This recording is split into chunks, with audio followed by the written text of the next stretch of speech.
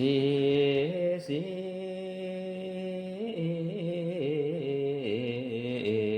สีสีสิทธิภาพรบวรวิเศษอาติเดกเตโชชัยมังคลาดิเลกอเนกสวัสดีไม่ตีจงมีแก่นักศึกษาปวชปวสวิทยาลัยเทคนิคอุบลราชธานีขอให้อยู่สุขสำราญตราบต่อเท่าครูอาจารย์ทั้งภรรยาทั้งบุตรตาและลูกเต่าขอให้ได้เป็นเจ้าเป็นใหญ่แก่กว่าคนทั้งหลายเคียงสำบายบางลำเลิศข้าแก้วเกิดกลางห้องทั้งดีพ้นและภัยน้อยอายุด้อยจากที่วังขอให้มีอายุยืนยาวบ่น้อยขอให้ได้หอดห่ออ้อยเก้าขวบเน่านานพวงหมูสัตว์มารอย่ามาเบียดบังใดขอให้พาแก่นไทยมาตัดส่องสรญานลงมาโจมควันล้านเจ้าขึ้นให้ใหญ่สูงลงมาจูงควันล้านเจ้าขึ้นให้ใหญ่กวาง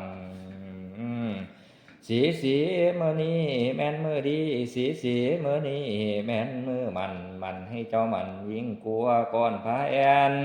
มันให้เจ้ามันยิ่งกลัวแทนพระจวงพระจันทร์มันให้เจ้ามันยิ่งกลัวเครือเขาหลวงไก่ลาดมันให้เจ้ามันยิ่งกลัวอากาศศูนย์ตะวันมันให้เจ้ามันยิ่งกลัวเขากลัวงามเดือนสีมันให้เจ้ามันยิ่งกลัวเสาเกี้ลูกสาวพญาแทนพญาพมฝากฟ้ามือนี้แม่นมือสง่าหมอเถาพามือแข็งวันดีวันดีถีอมุตตะโศกสิทธิโยพร้อมอุตมังคลาเพิ่นจึงไปอาราธนาเอาอาจารย์ผู้ฉลาดมานั่งอาจคุณควรคุณขวัญขึ้นเสมอจอมภาษาคุณขวัญขึ้นเสมอถาดสีจันเมื่อนี้แม่นมือสันวันนี้แม่นวันดีวันดีถีอมุตตะโศกโตกนี่หากแม่นโตกไม่จันขันนี้หากแม่นขันไม่แก้วครูอาจารย์ตกแต่งแล้วจึงให้ข่อยคุ้นควรวันนี้แม่นวันดีข่อยจึงสู้ขวัญแก้วกูเกิดกลางเมืองบุญเฮืองงามยิ่งย่อยทั้งนุ่มหน่อยและปานกลางทั้งสาวห้า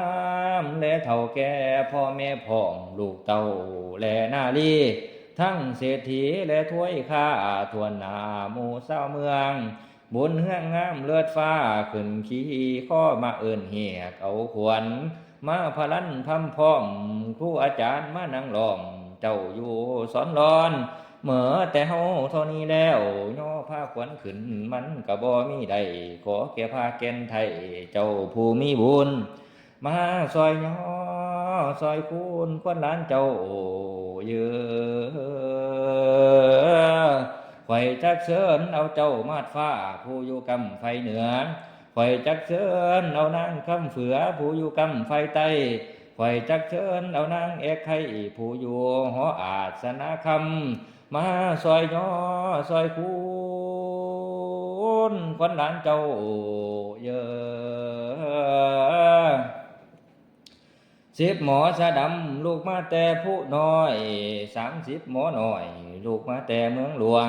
40 หมอหลวงลูกมาแต่เมืองฟ้า50 หมอกาลูกมาแต่ผู้หอผู้หงมาซอยย่อซอยคูณขวัญหลานเจ้าเยอะหมออันนี้เป็นหมอกระจาคาถาอันนี้เป็นคาถาตั้งแต่เขาหมอเฒ่าแต่โบราณ7 ใบย่อเพิ่นเสียวมาหนุนเจ้าแล้ว7 ใบคูณเพิ่นเสียวมาจำคำเจ้าแล้วน้ำเต้าแก้วออกบ่กินเย็นก็หากเป็นแท้ดีหลีเหมือนราศีอยู่ฟากฟ้ามีข่อยขาหลวงหลายงัวคุ้ยไหลครับข้อออกสร้างมาออกเนื่องนั้นคำตันแก้ววิเศษนอเกิดนอแก้วเกิดกลางเมืองคำเหลืองไม่โพใสสีไว้วอนแก่นหนาคุณแก่กานั่นแม่นหูละมันคนหารนั่นแม่นเท้าสังขีถีบมาแก้วอวนเขาคุ้นควรว่ามาเยอะขวนข ขวัญเจ้าไปผูกผู้เป็นห้าก็ให้มาสามือนี้วันนี้ขวัญเจ้าไปปลูกหมากเป็นใบก็ให้มาสามือนี้วันนี้ขวัญเจ้าไปผูกหัวสิงไข่เขียวอ่อนก็ให้มาสามือนี้วันนี้มานำทางคนทองมาน้ำปองคนเที่ยวมากินข้าวต้มแหล่ของหวานมากินน้ำตาลและน้ำอ้อยหมอเท่าเอิ้นจอยขวัญเจ้าให้เต่ามาว่ามาเยอะควรขวนในและขวนนอกขวนขอกและขวนข้างขวนเหนียวบางกุมกิ้วขวนทองน้อยและห้าวนมขวนผมดำดูอาจขวนปากตานแล้วเจรจาขวนตาและขวนคิ้วขวนนิ้วและขวนแขนขวนขาแผ่นกลางไหลละไม่นั่นแม่นขวนหูก็ให้มาสามือนี้วันนี้ว่ามาเยอะขวนกินข้าวผีให้เจ้าห้าเขี่ยวหมากผีให้เจ้าคายให้เจ้าขึ้นมาได้ทองเป่าให้เจ้ามาอยู่สืบสางดอมแม่มันดาทั้งปีตาและเสื้อโคตรยาเกี่ยวโกดโกธาให้เจ้ามารักษาตัวตนเจ้าตาโตเท่าที่ราคาก็ค่าถือ